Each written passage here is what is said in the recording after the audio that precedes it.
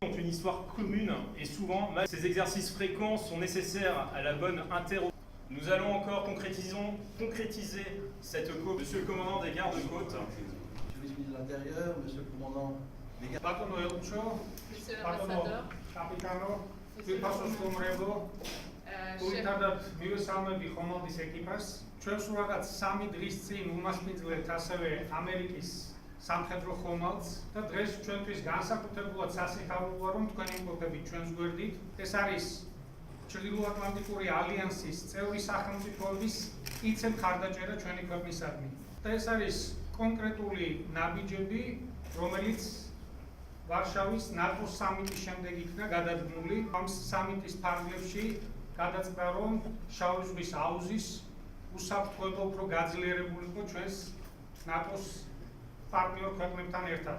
ჩვენ არა მხოლოდ ნატოს ფარგლებში გვაქვს საფრანგეთთან სამხედრო სფეროში კარგი ურთიერთობა, არამედ გვაქვს ორმხრივი ურთიერთობა, რომელიც ძალიან მაღალი თანამშრომლობის ხარისხით გამოირჩევა. განსაკუთრებით აღნიშნავდი და ამაზე ითქვა მრავალგზის საჩხერის სამთო მომზადების სკოლის ჩამოყალიბებაში საფრანგეთის წვლილს და რომ ეს სკოლა განსაკუთრებული კვალიფიკაციით და სტანდარტით გამოირჩევა საერთაშორისო დონეზე არის ასევე ბუნებრივია თქვენი დამსახურება. მე მინდა გულითადი მადლობა გადაგიხადოთ იმ აღჭურვილობისთვის, რომელიც ამ სკოლისთვის მივიდეთ დღეს და ბუნებრივია ამ ასპექტში ჩვენ ამ ორმხრივ თანამშრომლობას კიდევ უფრო გავაძლიერებთ და გავაღრმავებთ.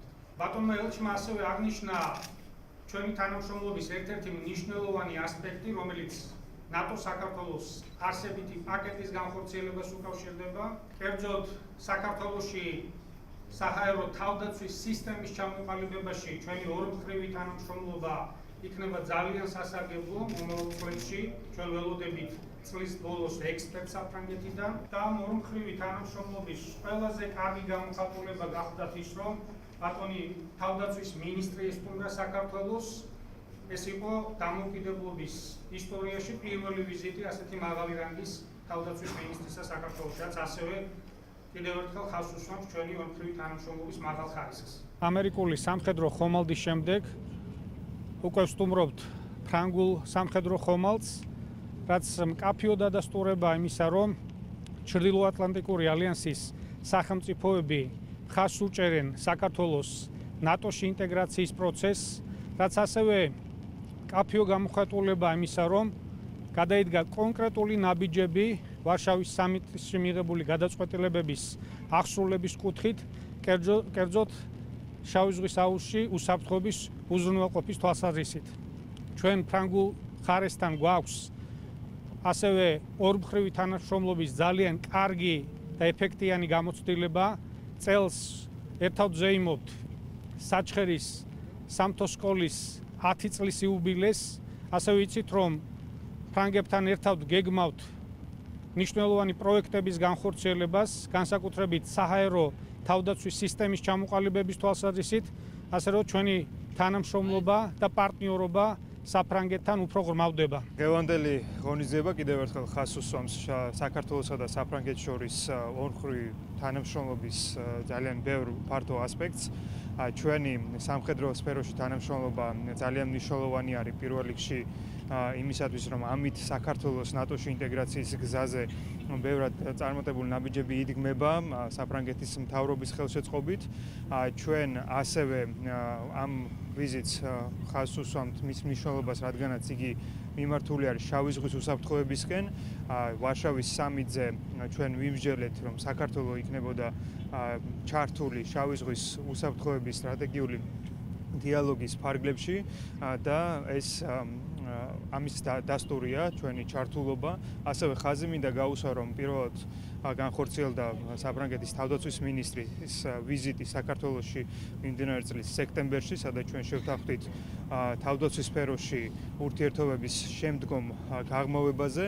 საფრანგეთი არის საქართველოს მხარდამჭერი ევროპული და ევროატლანტიკური ინტეგრაციის გზაზე და მათი მხარდაჭერა ძალიან მნიშვნელოვანი არის ნატო საქართველოს არსებითი პაკეტის იმპლემენტაციის კუთხით, როგორც საზღვაო უსაფრთხოების ნაწილში, ასევე საჰაერო უსაფრთხოების ნაწილში. დღეს სამთო მომზადების სკოლას საჩუქრად გადმოეცა სამთო აღჭურვილობა, რომელიც სკოლას გამოადგება მომავალში დაგეგმილი საერთაშორისო სწავლებებში ნატოს წევრი და პარტნიორი ქვეყნების სამხედრო მოსამსახურეების გადამზადებისთვის დაგეგმილი საერთაშორისო კურსების მაღალხარისხიანად და უსაფრთხოდ ჩატარებისთვის. Donc l'Aviso, le premier maître l'air qui fait escale aujourd'hui à Batumi, est un patrouilleur de haute mer spécialisé dans la lutte anti-sous-marine, également dans la lutte contre la piraterie maritime.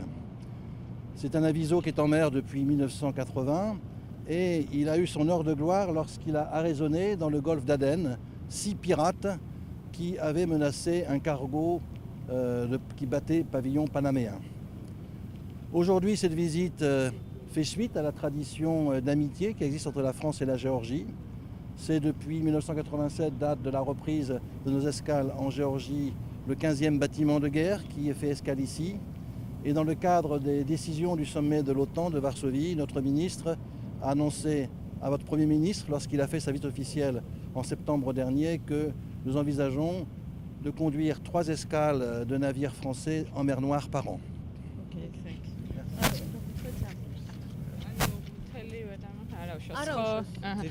ეს არის ანუ ესქემი არის პრემიუმეტრლერი ავიზოს ტიპის ხომალდი გახლავთ საფრანგეთის ეროვნული ფლოტის და მოქმედი არის 1991 წლიდან ეს არის საპატრულო გემი და მისი ყველაზე ფართოდ გაშუქებული ოპერაცია იყო 2009 წელს როცა ადენის ყურეში დააკავა მეკობრეთა გემი.